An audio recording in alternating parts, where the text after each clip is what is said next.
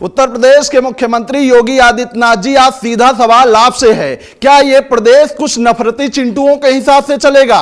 क्या इस प्रदेश में किसकी बेटी किसके साथ रहेगी, ये कुछ धर्म के तथाकथित ठेकेदार तय करेंगे? अगर नहीं तो फिर यूपी के मेरठ में जिस तरीके की गुंडागर्दी की जा रही है वो क्या आपको नहीं दिख रहा है? अगर सब कुछ आपको दिख रहा है तो थाने के सामने खड़े होकर इस तरीके से धर्म के तथाकथित ठेकेदार ऐसे बयान क्यों दे रहे हैं? क्या इस प्रदेश में कोई परिवार अपनी सहमति से अपनी बेटी का विवाह नहीं कर सकता है? अगर किसी परिवार को अपनी बेटी का विवाह किसी के घर में करना है तो ऐसे धर्म के तथाकथित ठेकेदारों से इजाजत लेनी पड़ेगी। अगर नहीं तो इस तरीके की गुंडागर्दी उत्तर प्रदेश में क्यों की जा रही है? अगर आप सब कुछ देख रहे हैं, ऐसे लोगों पर कार्रवाई क्यों नहीं हो रही है?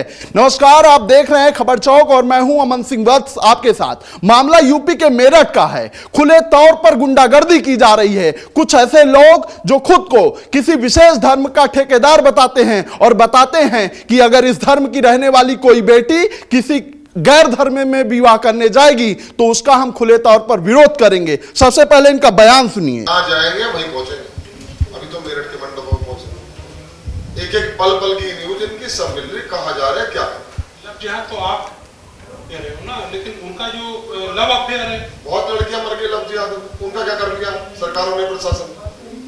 हम बच्चियों को हम देते पूछते रहे, देते रहे, एक भी लड़की जो हमारी नजर में रहेगी उसे जाने नहीं देंगे। इनका कहना है कि लव जिहाद हो रहा है। आखिर ये कैसे तय करेंगे कि लव जिहाद हो रहा है? पूरा मामला हम आपको बताते हैं, तब आपको समझ में आएगा। दरअसल इसमें बताया गया कि मेरठ में हिंदूवादी संगठन के नेता सचिन सिरोही की गुंडागर्दी देखिए। थाने के गेट पर खड़े होकर कह रहे हैं कि मेरठ में शादी नहीं होने देंगे, दूसरे राज्य में शादी करेंगे तो वहीं जाकर रोकेंगे, उनका पीछा भी करेंगे या लव जिहाद है। वेन्यू वालों की हैसियत नहीं कि कार्यक्रम करवा दें, कैंसिल होगा। दरअसल ये पूरा मामला निकल के आता है। पहले इस शादी के कार्ड को आप देखिए, लिखा हुआ है आकांक्षा बेट्स साहिल।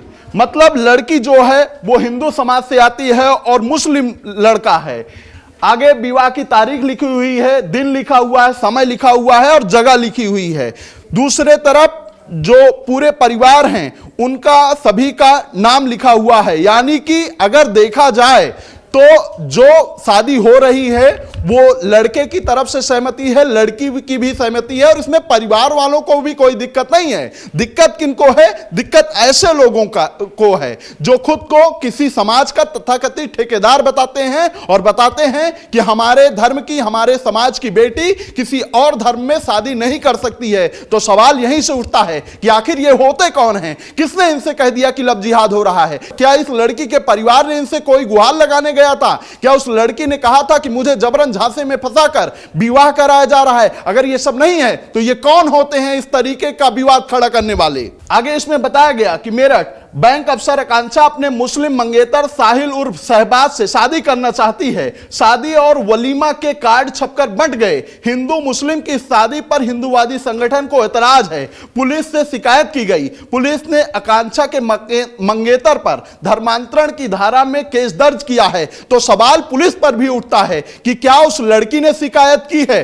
क्या उस लड़की के परिवार की तरफ से यह शिकायत की गई है? अगर नहीं की गई है तो क्या ऐसे लोगों की शिकायत के आधार पर अब कोई भी केस दर्ज कर लिए जाएंगे? और ये होते कौन है एतराज करने वाले? क्योंकि जब लड़की राजी है, लड़की एक बैंक में ऑफिसर है, तो ये होते कौन है? लड़की अपनी इच्छा से शादी नहीं कर सकती? क्या उत्तर प्रदेश में किसी भी लड़की को अपने मनमर्जी के हिसाब से कोई भी शादी करनी है, किसी के साथ जीवन यापन करना है, तो ऐसे धर्म के तथाकथित ठेकेदारों से इजाजत लेने की जरूरत पड़ेगी? क्या ये धर्म के ठेकेदार किसी कानून से ऊपर उठकर चले गए हैं? वही सवाल उठता है कि ये कौन होते हैं इस चीज का सर्टिफिकेट देने वाले कि ये शादी लव जिहाद है या फिर अपने मनमर्जी से होती है? ये होते कौन है? कौन इनसे शिकायत करने गया था? क्या उत्तर प्रदेश में अब सरकार के हिसाब से कोई चीजें नहीं चलेंगी? कानून व्यवस्था यूपी में नहीं रह गई है? ऐसे हिंदूवादी नेता जो खुद को तथाकथित ठेकेदार बताते हैं अब सब कुछ यही तय करेंगे? अगर नहीं तय करेंगे तो ऐसे लोगों पर कार्रवाई होनी चाहिए, क्योंकि इससे सिर्फ एक परिवार नहीं बिगड़ रहा है, इससे कहीं ना कहीं पूरे समाज का माहौल खराब हो रहा है। कि हम किसी भी कीमत पे कार्यक्रम होने नहीं देंगे, ना सगाई, ना शादी, ना रिसेप्शन, कुछ भी नहीं होगा। गंगानगर थाना है, जनपद है Meerut.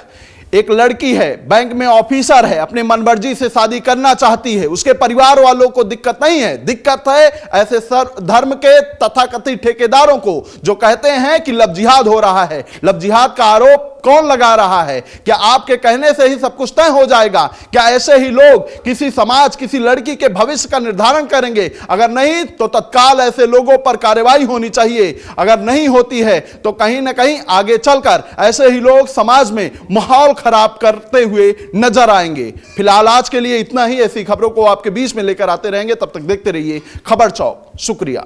New public inter college Lucknow, admission open. For more information, call 0522 282232 or 7755 089585.